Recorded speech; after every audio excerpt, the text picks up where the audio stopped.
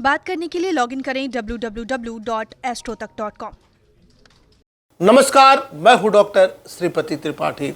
जिनको लंबे समय से संतान नहीं हो रही है, उनके लिए जितिया का व्रत एक वरदान की तरह है।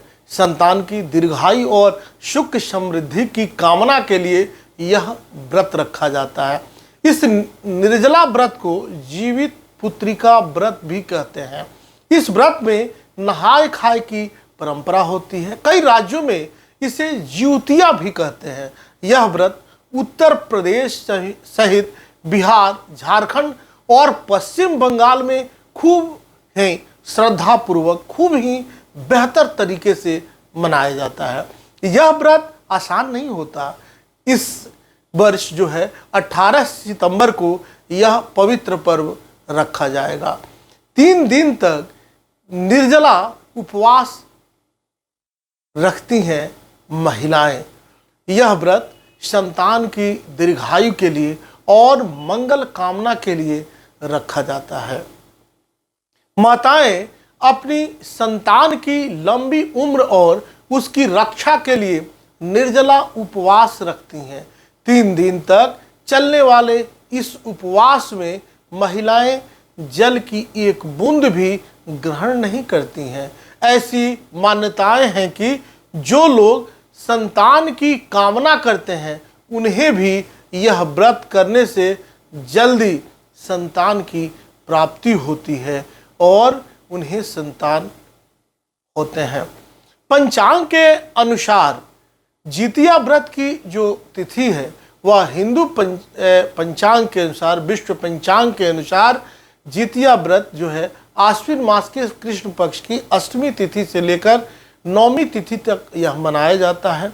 इस बार यह उपवास जो है 18 सितंबर की रात से शुरू होगा और 19 सितंबर तक चलेगा। व्रत का पारण 19 सितंबर को ही किया जाएगा। जितिया यह काफी पवित्र पर्व है। बड़ी सादगी और बड़ी तपस्या के साथ यह पर्व किया जाता है। जित पुत्रिका का व्रत का शुभ मुहूर्त क्या है, आइए आपको बता दें। 17 सितंबर को जितिया व्रत की शुरुआत नहाय खाए के साथ किया जाएगा। उसके बाद 18 सितंबर को व्रत रखा जाएगा। ज्योतिष शास्त्र के हिसाब से 17 सितंबर को विश्व पंचांग के अनुसार दोपहर 2:56 पर अष्टमी तिथि प्रारंभ होगी और 18 सितंबर को सायंकालीन 4:39 पर अष्टमी तिथि समाप्त हो जाएगी। इसके बाद जितिया का 18 सितंबर को ही जो है व्रत रखा जाएगा। इसका पारण 19 सितंबर 2022 को किया जाएगा। 19 सितंबर की सुबह 6:10 के बाद 9वीं में व्रत का जो है पारण किया जाएगा। जितिया व्रत की पूजा की विधि क्या है, कैसे करें, यह जो नई महिलाएं हैं जो करना चाहती हैं वह कैसे करें यह व्रत। व्रत के लिए सबसे पहले भोर में मतलब सुबह में उठकर स्नान करना चाहिए और फिर साफ वस्त्र धारण करना चाहिए। इसके बाद व्रत रखने वाले महिलाओं को प्रदोष काल में गाय के गोबर से पूजा स्थल साफ करना चाहिए। व्रत के नियमों के अनुसार एक छोटा सा तालाब बनाया जाता है और उसके पास एक पाकड़ का जो है की डाल खड़ी की जाती है और फिर शालिवाहन राजा के पुत्र धर्मात्मा जीमूत वाहन की मूर्ति को जल के पात्र में स्थापित किया जाता है। सूर्य को पानी डालने के बाद मतलब सूर्य को अर्घ देने के बाद ही महिलाएं जो हैं वह कुछ खाती हैं। व्रत के पीछे की जो कथा है वह हमारे शास्त्रों में इस प्रकार से वर्णित है। आइए उसके बारे में बता दें कि महाभारत युद्ध में पिता की मृत्यु के बाद अश्वत्थामा बहुत क्रोधित था। पिता की मृत्यु का बदला लेने के लिए पांडवों के शिविर गया और उसने 5 की हत्या कर दी। उसे लगा कि उसने पांडवों को मार दिया, लेकिन पांडव जो थे वह जिंदा थे। जब पांडव उसके सामने आए तो उसे पता लगा कि वह द्रौपदी के 5 पुत्रों को मार आया है। यह सब देखकर अर्जुन ने क्रोध में अश्वत्थामा को बंदी बनाकर दिव्य मणि को छीन लिया। अश्वत्थामा ने इस बात का बदला लेने के लिए बदले की भावना से अभिमन्यु की पत्नी उत्तरा के गर्भ में पल रही संतान को मारने की योजना बनाई। किसने बनाई? अश्वत्थामा ने।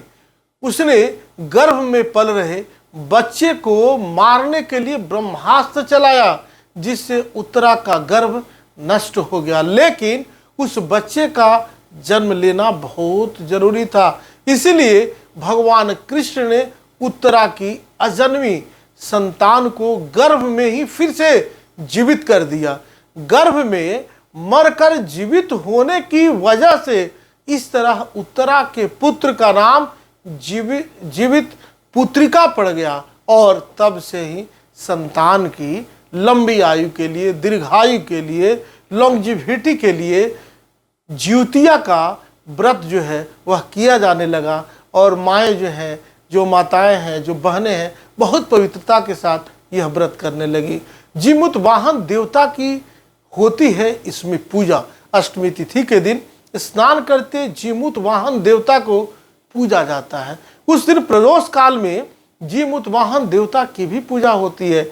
बताया जाता है कि देव को दीप, धूप, अक्षत, रोली, लाल और पीली रुई से सजाया जाता है और फिर उन्हें जो है श्रद्धा पूर्वक भोग लगाते हैं। इस दिन मिट्टी और गाय के गोबर से चील और सियारन की मूर्ति बनाई जाती है और उन्हें लाल सिंदूर लगाया जाता है। इस दौरान ज्योतिपुत्रिका की कथा जो है वह पढ़ी जाती है। वंश की वृद्धि और प्रगति के लिए बांस के पत्रों से भगवान की पूजा की जाती है। ज्योतिया व्रत के तीसरा जो दिन है वह भी काफ़ी पवित्र दिन है। इसी दिन तीसरे दिन पारण किया जाता है। इस दिन नहाय खाए वाले दिन ग्रहण किया गया भोजन ही खाया जाता है, जैसे मड़ुआ की रोटी, नोनी का साग, दही, चूड़ा इत्यादि। इसमें इस पवित्रता के साथ पारण करके इस व्रत की संपूर्ण पूर्णता की जाती है। अभी तक आपने यह चैनल सब्सक्राइब नहीं किया है तो सब्सक्राइब करें, शेयर करें और कमेंट्स करें। तब तक के लिए दीजिए इजाज़त। नमस्कार।